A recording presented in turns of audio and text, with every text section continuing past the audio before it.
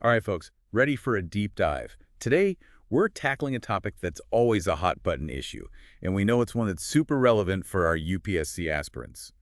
The death penalty in India. Yeah, it's been in the headlines a lot lately, especially with what's been happening in the RG car rape case in Kolkata. Right, exactly.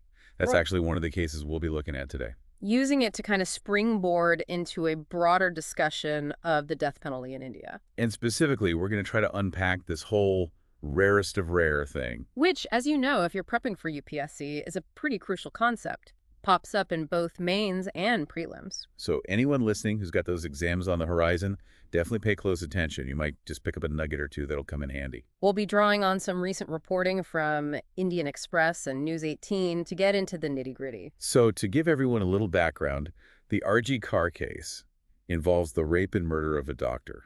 Just a horrific crime. The perpetrator, Sanjoy Roy, ended up being convicted. But he was given life imprisonment instead of the death penalty? And that decision sparked outrage, as you can imagine. Lots of people questioning why the most severe punishment wasn't given in such a terrible case. It's cases like this that really force us to confront that question.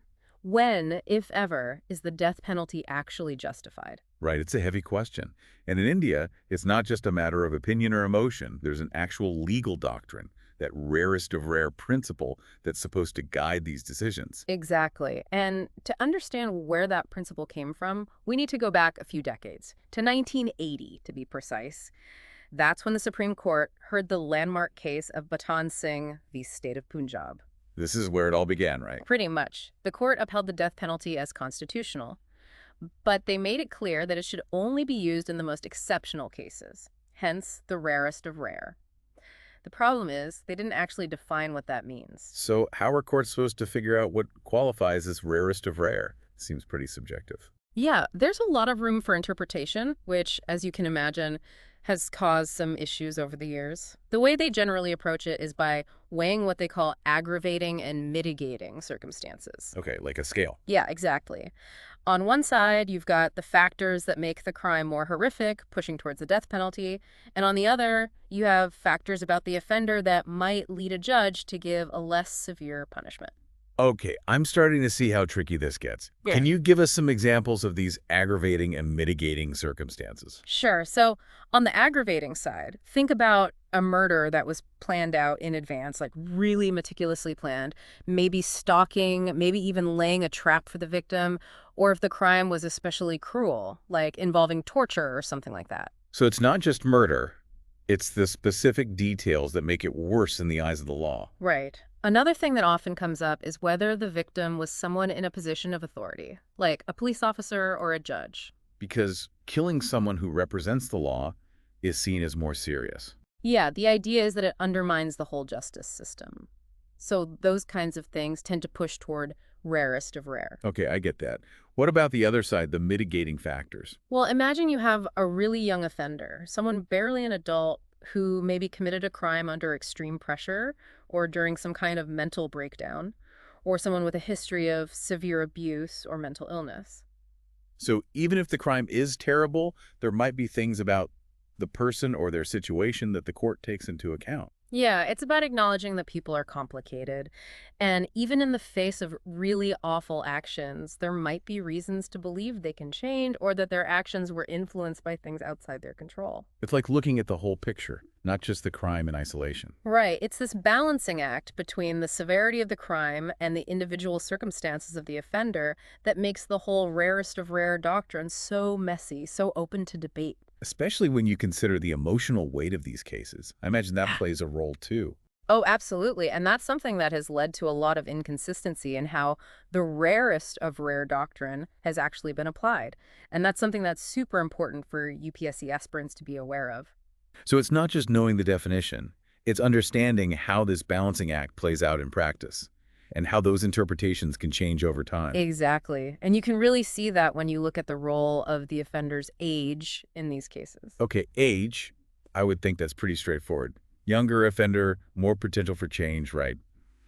But I have a feeling it's not that simple. It's way more complicated than you'd think. Age, sometimes it's a big factor. Other times it's like the courts completely ignore it. Well, that doesn't sound very consistent.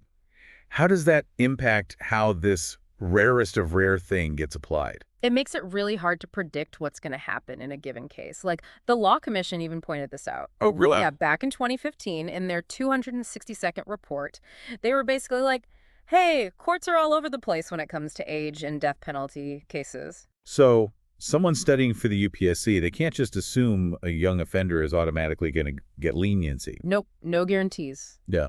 And there's this case, Shankar Kisan Rao Khade v. State of Maharashtra from 2013. The Supreme Court looked at a bunch of similar cases and basically said, yeah, sometimes the age matters, sometimes it doesn't. So how is anyone supposed to make sense of that? That's the tough part. It makes it really hard to understand how this principle is actually being used. It sounds like a nightmare for UPSC students. Mm-hmm. It's not just about knowing the definition. You really have to understand all the nuances and the arguments on both sides. Exactly. Rote memorization isn't going to cut it. You need to be able to analyze these cases and think critically about them. And age isn't the only factor that's kind of all over the place. What else contributes to this whole rarest of rare balancing act? What other things do they consider? Well, the nature of the offense itself obviously plays a big role. Sometimes the Supreme Court has justified the death penalty by talking about collective conscience. Collective conscience. Yeah, the idea is that some crimes are just so horrific, so offensive to our shared values that they demand the ultimate punishment. So a truly awful crime could tip the scales towards the death penalty. But isn't that relying a lot on public opinion?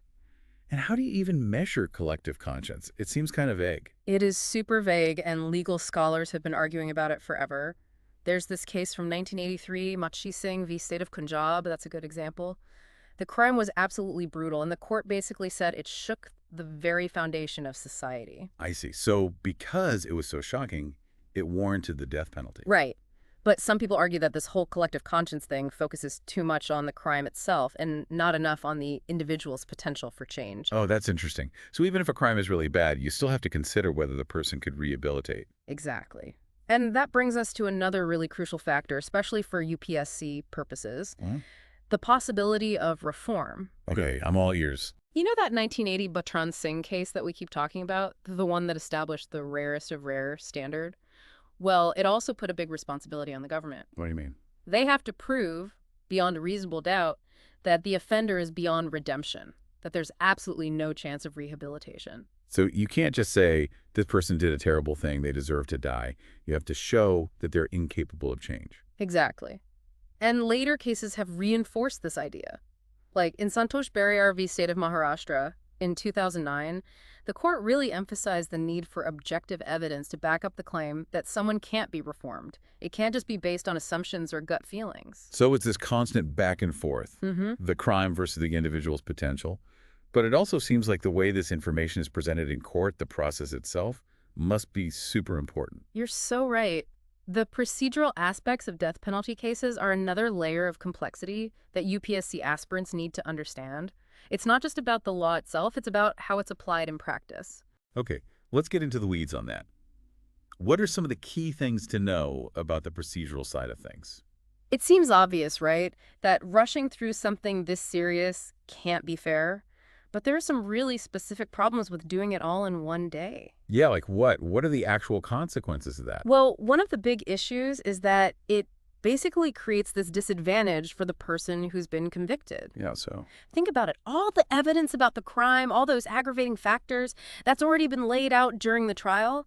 The judges have had all that time to think about it. But the mitigating factors, all the stuff about the offender's background and whether they could change, that comes later, right? Right. And often the defense has to scramble to gather all that info and present it really quickly, sometimes just hours after the guilty verdict.